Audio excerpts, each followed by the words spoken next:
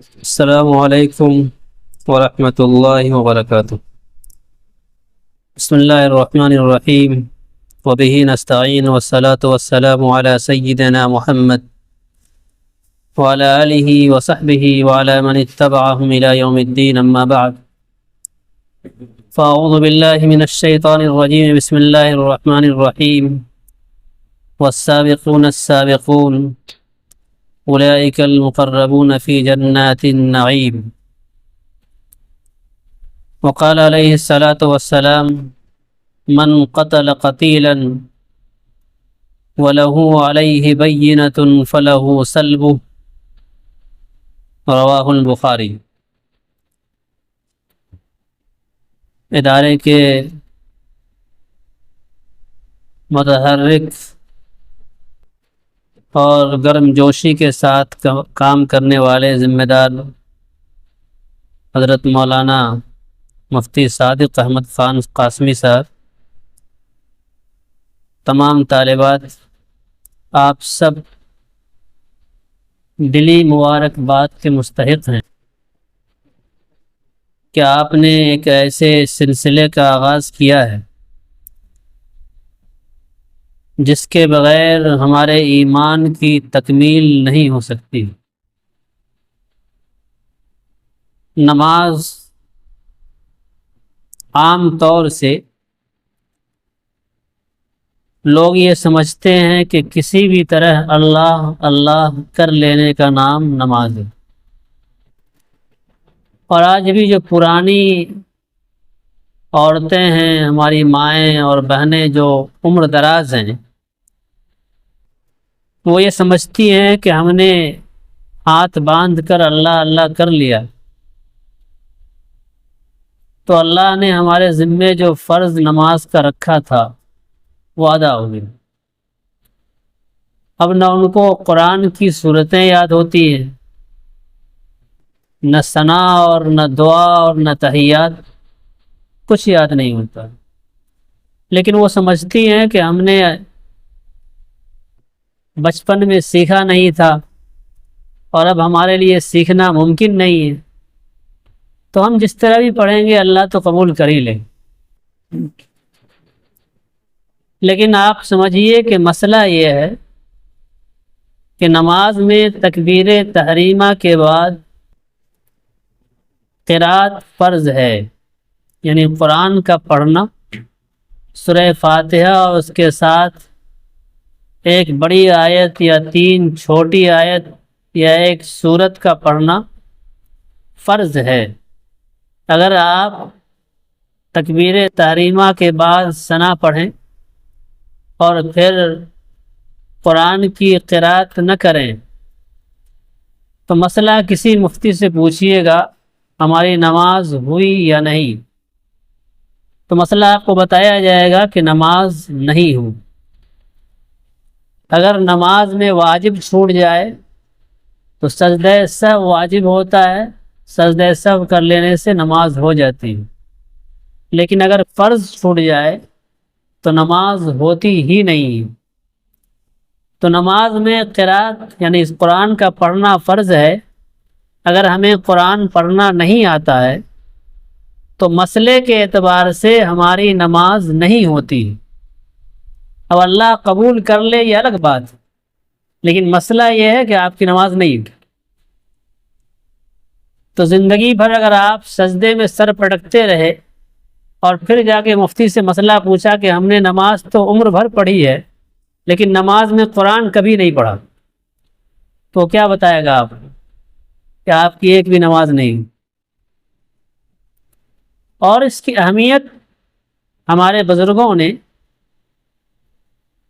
اس انداز میں بتائی ہے کہ اگر ہم لوگ اس انداز میں نماز پڑھنا شروع کر دیں تو یقین مانیے کہ ایک نماز بندے کی مغفرت کے لیے کافی ہو جائے۔ حضرت مولانا خواجہ معین الدین چشتی رحمۃ اللہ علیہ، جن کے ہاتھوں پر لاکھوں لوگوں نے ایمان لایا اور ابھی اجمیر میں آرام فرما رہے ہیں، ان کے تعلق سے لکھا ہے کہ جب وہ وضو کر رہے تھے نماز کے لیے وضو شرط ہے نا، طہارت کے بغیر نماز ہو سکتی ہے؟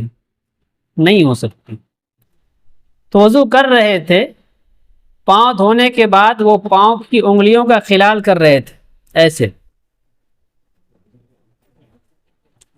تو انہوں نے خلال جو کرنا شروع کیا تو دائیں جانب سے شروع کیا اور بائیں جانب ختم کر دیا۔ ایک آدمی جو مسئلے کے جانکار تھے انہوں نے بتایا کہ حضرت آپ نے جو خلال کیا ہے انگلیوں کا، وہ خلال کرنے کا طریقہ صحیح نہیں تھا، آپ کو خلال اس طرح کرنا چاہیے۔ اب ظاہر ہے کہ انگلیوں کا خلال کرنا مستحب ہے، کیجئے تو اچھا ہے، نہیں کیجئے کوئی بات نہیں، وضو ہو جائے گا، لیکن ایک مستحب کام تھا۔ اب ان کو معلوم ہوا تو انہوں نے کہا کہ 40 سال سے میں اسی طرح خلال کرتا ہوں انگلیوں کا، اگر یہ صحیح نہیں ہے تو مجھے 40 سال کی نماز دہرانی چاہیے۔ اور تاریخ نے لکھا ہے کہ انہوں نے 40 سال کی نماز دوبارہ قضا پڑھی۔ اگر ایک مستحب عمل کے چھوٹنے سے ایک اللہ کا بندہ اپنی 40 سال کی نمازوں کو دہراتا ہے تو ہمیں سمجھنا چاہیے کہ طہارت کا حاصل کرنا اور وضو کو آداب کے ساتھ کرنا کتنا اہم مسئلہ ہے۔ اس لیے سب سے پہلے تو یہ سمجھنا چاہیے کہ جب تک ہمارے جسم میں جان ہے اس وقت تک ہمارے لیے نماز معاف نہیں ہے۔ اور اسی لیے جب آپ پڑھیں گے معاد الصدیقات میں یا یہاں آ کر آپ سیکھیں گے تو آپ کو بتایا جائے گا کہ اگر ایک آدمی کھڑے ہو کر نماز نہیں پڑھ سکتا ہے تو وہ بیٹھ کر پڑھے گا، بیٹھ کر نہیں پڑھ سکتا ہے تو لیٹ کر پڑھے گا، جب تک اس کے سر میں اشارہ کرنے کی طاقت ہے، یعنی سر کو اس طرح اور اس طرح وہ کر سکتا ہے، اٹھا اور جھکا سکتا ہے، اس وقت تک نماز معاف نہیں ہوتی۔ آپ کو نماز پڑھنی، اتنی اہمیت ہے نماز کی اور اس قدر اہتمام ہے نماز کا شریعت میں۔ تو پہلے یہ سمجھنا چاہیے کہ نماز کے بغیر ایک آدمی مومن نہیں کہلاتا ہے، دائرہ اسلام سے خارج ہو جاتا ہے۔ اور ہمارے بہت سارے بزرگوں نے، ائمہ کرام نے لکھا ہے کہ بے نمازی کو قتل کر دینا چاہیے۔ کتنی بڑی بات ہے یہ، لیکن بہت افسوس کی بات جو آپ سب زیادہ سمجھتی ہیں، گھر کی عورتوں سے روزہ رکھوانا بہت آسان ہے۔ وہ کہیے تو رمضان کے بعد بھی 2 مہینے روزہ رہ جائے گا، لیکن نماز پڑھنا بہت مشکل، یہ عجیب بات۔ اس لیے نماز پڑھنے کا خود مزاج بنائیے، گھر والوں کو نماز کا خوگر اور عادی بنائیے۔ حضرت عمر فاروق امیر المومنین ثانی رضی اللہ تعالیٰ عنہ گھر کی عورتوں کو تہجد کے لیے اٹھایا کرتے تھے۔ اب تو صورتحال یہ ہے کہ ہمارے مرد بھی ماشاءاللہ 2 بجے رات میں سوتے ہیں اور 10 بجے دن میں اٹھتے ہیں، ان کو پتہ ہی نہیں چلتا ہے کہ فجر کی اذان کب ہوئی اور نماز کب ہوئی۔ تو جو خود نماز نہیں پڑھتا وہ اپنے بچوں کو، اپنے گھر کی عورتوں کو کہاں سے نماز پڑھائے گا؟ لیکن اس سے آپ بری نہیں ہو جائیں گے۔ نیک بیوی اور نیک بیٹی اور نیک ماں اور نیک بہن، ان سب کی ذمہ داری یہ ہے کہ اپنے بھائی کو، اپنے بیٹے کو، اپنے والد کو، اپنے شوہر کو اٹھائے اور کہے کہ آپ نماز پڑھیے۔ اگر آپ نماز نہیں پڑھیں گے تو ہم آپ کو چائے نہیں دیں گے، اگر تم نماز نہیں پڑھو گے تو تمہیں کپڑا نیا نہیں ملے گا، اگر تم نماز نہیں پڑھو گے تو تمہیں جیب خرچ نہیں ملے گا۔ اگر ایک ماں اتنا سخت ہو جائے تو بتائیے بیٹا راستے پر آئے گا یا نہیں آئے گا؟ اگر بیوی سخت ہو جائے تو شوہر نماز پڑھے گا یا نہیں پڑھے گا؟ اگر آپ اس بات سے ناراض ہو جاتے ہیں کہ آپ نے میرے فلاں سامان کے لیے 1000 روپیہ کیوں نہیں دیا، ہم کھانا نہیں بنائیں گے، تو آپ کو یہ بھی کہنا چاہیے کہ آپ نے اللہ کو کیوں ناراض کیا، آپ نے نماز کیوں نہیں پڑھی، ہم آپ کے لیے کھانا نہیں بنائیں گے۔ اگر آپ کا یہ مزاج بنے گا تو گھر میں رحمتیں آئیں گی، برکتیں آئیں گی، اور جن پریشانیوں کے بعد آپ آنسو بہاتے ہیں انشاءاللہ ان آنسوؤں کے بہانے کی ضرورت نہیں پڑے گی۔ تو آپ سب سے پہلے خود نماز پڑھیے، اپنے گھر میں نماز کا ماحول بنائیے، اور نماز کو صحیح طریقے پر پڑھنے کے لیے نماز کے طریقوں کو سیکھیے۔ نماز میں کیا فرض ہے، نماز میں کیا واجب ہے، نماز میں کیا سنت ہے، ان سب چیزوں کو سیکھیے۔ صحیح سے پڑھی گئی نماز اللہ کے دربار میں مقبول ہوا کرتی ہیں۔ اور میں کوئی بات بتاؤں، بہت تعجب کریں گے آپ۔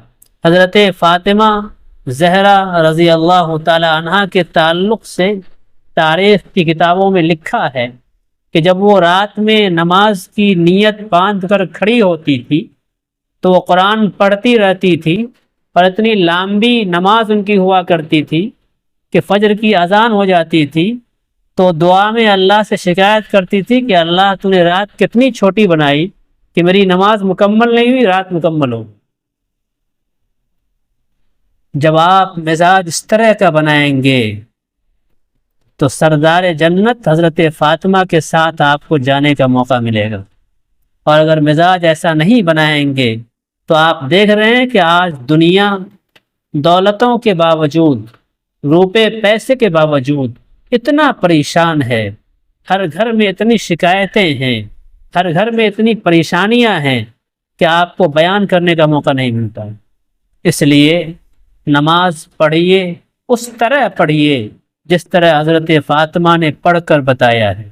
اگر آپ ایسی نماز پڑھیں گے تو اللہ کے دربار میں سرفرو ہوں گے، اللہ کی رحمتیں، اللہ کے انعامات اور اللہ کی نوازشیں آپ پر آئیں گی انشاءاللہ۔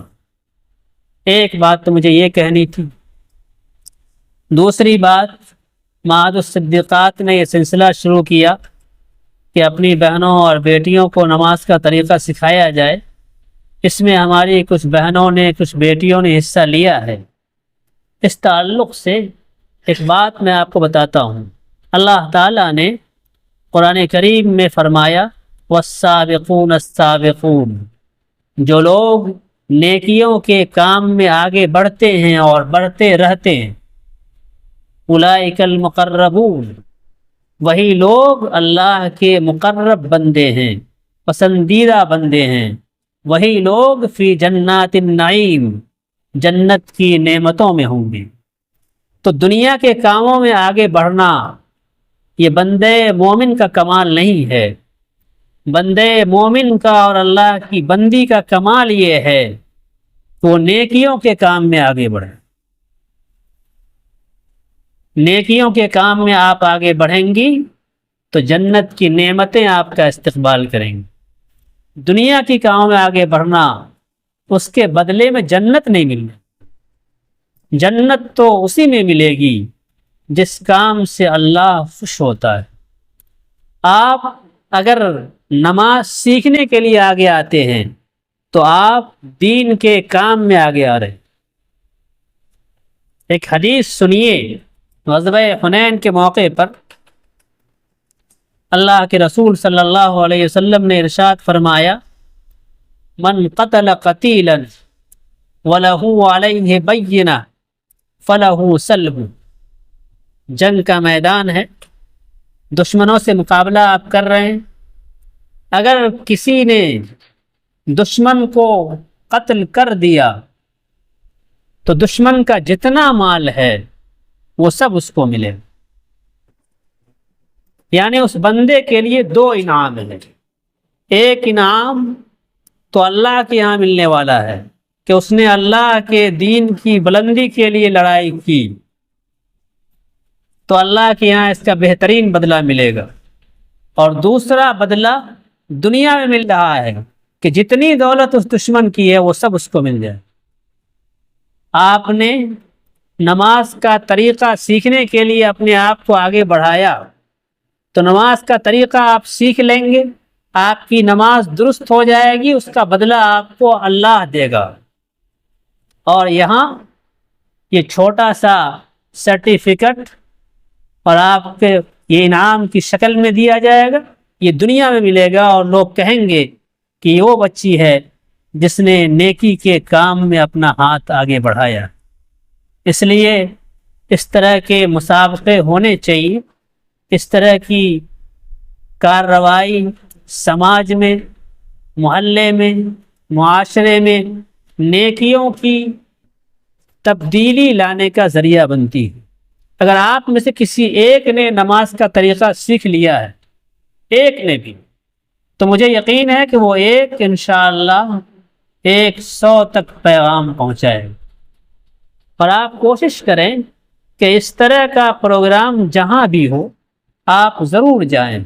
مردوں کو سننے کا بہت موقع ملتا ہے، وہ مسجد میں بھی سنتے ہیں، وہ مختلف جگہ پر پروگرام میں بھی دین کی بات سنتے رہتے ہیں، لیکن عورتوں کے لیے پروگرام کم ہوتے ہیں، ان کو سننے کا موقع کم ملتا ہے۔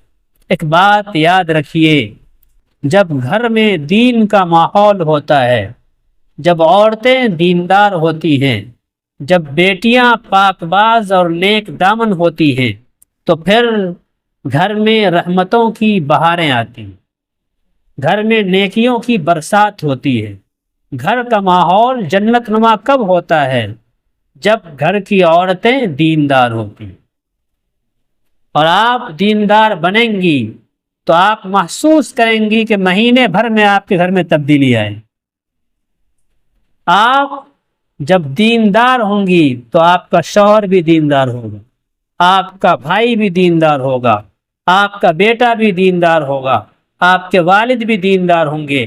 سینکڑوں مثالیں تاریخ کی کتاب میں ملتی ہیں کہ ایک سے ایک شرابی انسان کو اس کی بیوی نے، اس کی بہن نے، اس کی ماں نے دیندار بنایا ہے۔ آپ کے ہاتھ میں اللہ نے وہ جوہر دیا ہے، آپ کے میٹھے بول میں اللہ نے وہ طاقت دی ہے کہ آپ پتھر دل انسان کو موم بنا سکتے ہیں۔ آپ یہ کام کیجئے اللہ کو راضی کرنے کے لیے، آپ یہ کام کیجئے اپنی جنت بنانے کے لیے، آپ یہ کام کیجئے اپنی آخرت کے لیے، تو انشاءاللہ اس کا فائدہ آپ کو برسوں میں نہیں، مہینوں میں نہیں، ہفتوں میں نظر آئے گا۔ اور آپ محسوس کریں گی کہ جب اللہ کا بندہ نماز پڑھ کے اٹھتا ہے، یقین مانیے ایسا لگتا ہے کہ دل پر ایک بڑا بوجھ تھا جو ختم ہو گیا۔ یہ کیوں لگتا ہے؟ یہ اس لیے لگتا ہے کہ آپ کے فطرت میں اللہ نے یہ بات داخل کی ہے کہ آپ اللہ کی مرضی کے خلاف کام کریں گے تو آپ کا دل مردہ ہوگا، آپ اللہ کی رضا کا کام کریں گے تو آپ کا دل خوش ہو۔ جس کام سے دل ناراض ہو جائے اس کام کو نہیں کرنا چاہیے۔ سب سے بڑا مفتی انسان کا دل ہوا کرتا ہے۔ آپ جب کوئی کام کیجئے تو سوچئے ایک مومنہ کی حیثیت سے کہ اللہ یہ کام میں کرنا چاہتی ہوں، یہ کام میرے لیے صحیح ہے یا غلط ہے۔ اللہ آپ کے دل میں نیک ارادوں کو ڈالے گا، نیک باتوں کو ڈالے گا، آپ نیک کام کر سکیں گی۔ میں ایک بار پھر آپ کو یہ بات علامہ اقبال کی زبان میں کہہ کر اپنی بات ختم کروں گا، جو بڑھ کر خود اٹھا لے ہاتھ میں مینا اسی کا۔ نیکیوں کے کام میں آگے بڑھ کر خود سے ہاتھ بڑھائیے، اللہ کے انعام کے آپ مستحق ہوں گے۔ میں مبارکباد پیش کرتا ہوں مفتی صادق احمد خان صاحب کو کہ انہوں نے یہ سلسلہ شروع کیا ہے۔ اللہ تعالیٰ ان کے حوصلے میں اضافہ فرمائے اور اس طرح کے کاموں میں ترقی ملتی رہے۔ اللہ تعالیٰ ادارے کو ترقیات سے نوازے۔ والسلام علیکم ورحمۃ اللہ وبرکاتہ۔